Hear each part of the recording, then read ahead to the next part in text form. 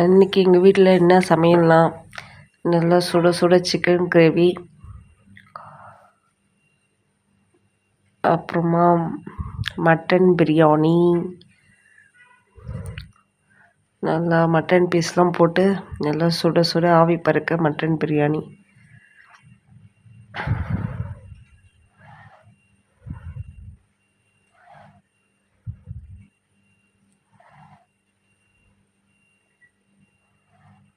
அப்படியே மட்டன் பிரியாணியை இலையில வச்சு கூடவே சிக்கன் பீஸ் வச்சு சாப்பிட்டா வாவ், அதுதான் சொர்க்கம். அதுவும் மழைக்கு சுட சுட சாப்பிட்டோன்னா செமையாக இருக்கும். உங்களில் எத்தனை பேர் மழைக்கு சூடாக மட்டன் பிரியாணி சிக்கன் கிரேவியும் சாப்பிடுவீங்கன்ட்டு கமெண்டில் சொல்லுங்கள்.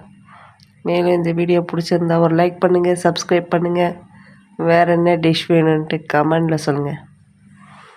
Okay, thank you, bye friends.